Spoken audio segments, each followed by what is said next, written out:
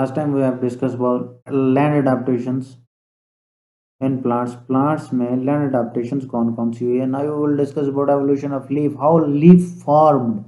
First time on the face of earth, how leaf evolved.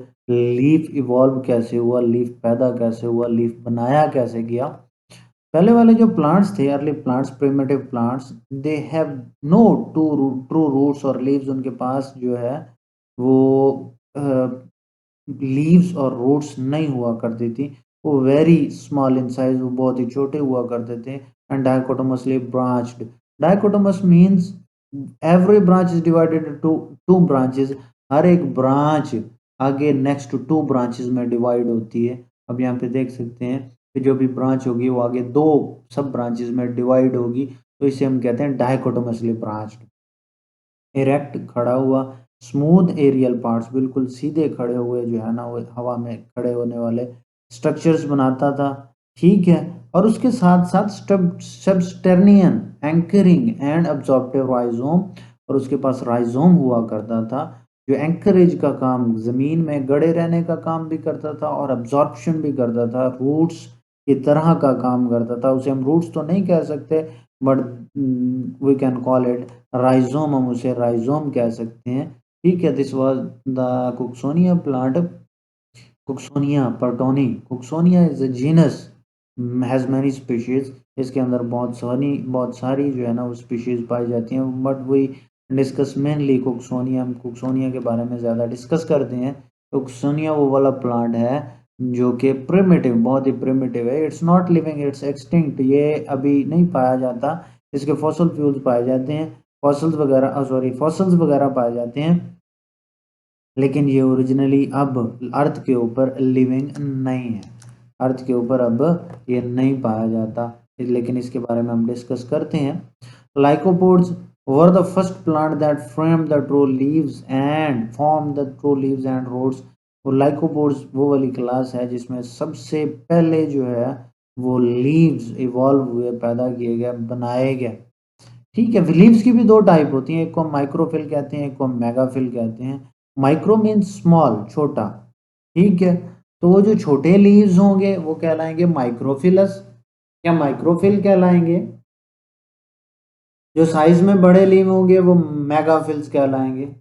ये microphylls और मेगाफिल्स पैदा कैसे हुए? Microphyll small in size and undivided vein, उनके दरमियान में जो वेन्स हुआ करती थी वो अनडिवाइडेड थी, वो डिवाइड नहीं होती थी।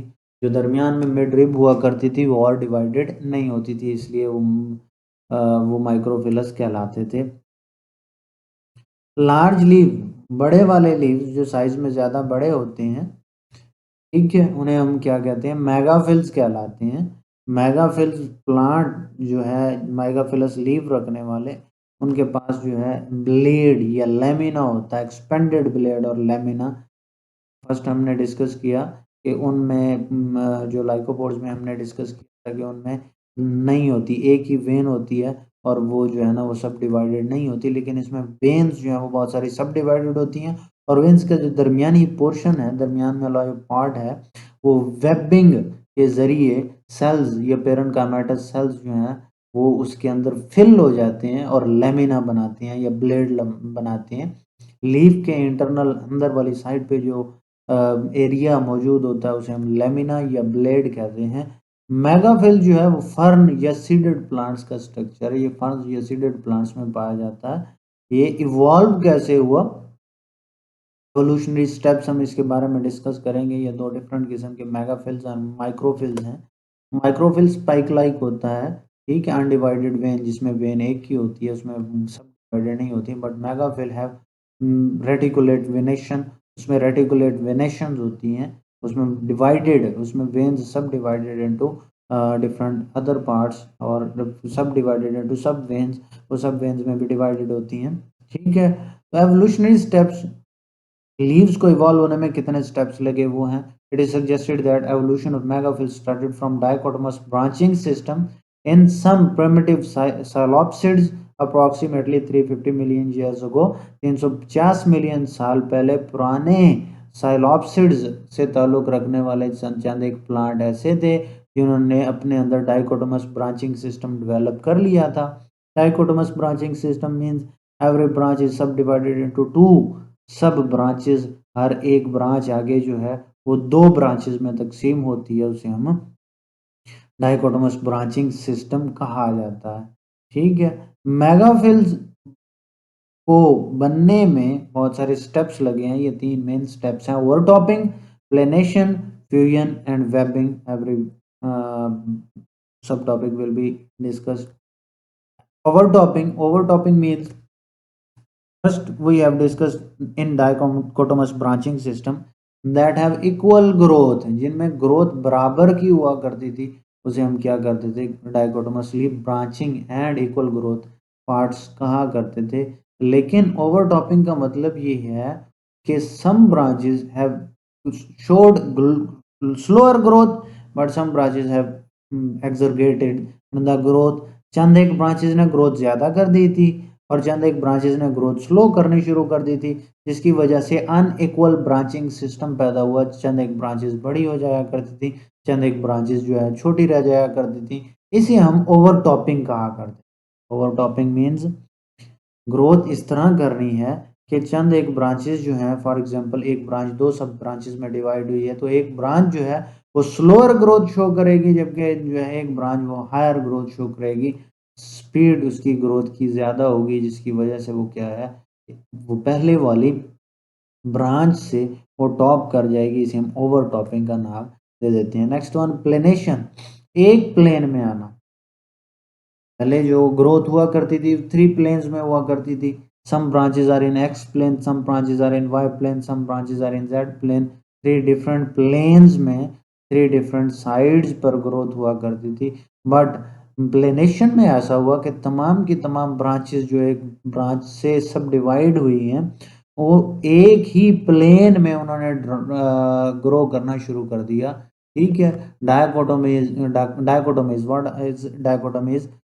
डायकोटोमीज वो सब ब्रांचेस हैं जो एक मेन ब्रांच से डिवाइड होकर अलग-अलग हुई हैं, उसे हम डायकोटोमीज कहते हैं। This process is called planation. इस प्रोसेस को हमने प्लेनेशन का नाम दिया। इसके बाद है वेबिंग। वेबिंग में क्या हुआ है, जो दो डाइकोटोमीज हमें मिली थी उनके दरमियान में फ्यूजन होना शुरू हो गया, वेबिंग होना शुरू हो गई है। उनके दरमियान में जो स्पेस थी वो पेरेन्काइमा सेल्स ने फिल करना शुरू कर दी है। उन्होंने ब्लेड या लेमिना बनाना शुरू कर दिया है, जिससे क्या हुआ, उनके अंदर रेटिकुलेट वेनेशन भी पैदा होना शुरू हो गई और वेन जो है वो सब डिवाइड हुआ है। ये जो अब डाइकोटोमीज हैं ये उसकी जो है वो जाइलम और फ्लोएम रखने वाली मिड रिब्स बन जाएंगी। ठीक है, मिड रिब बन जाएगी, बाकी जो है सब डिवाइडेड जो है वेन्स बन जाएंगी।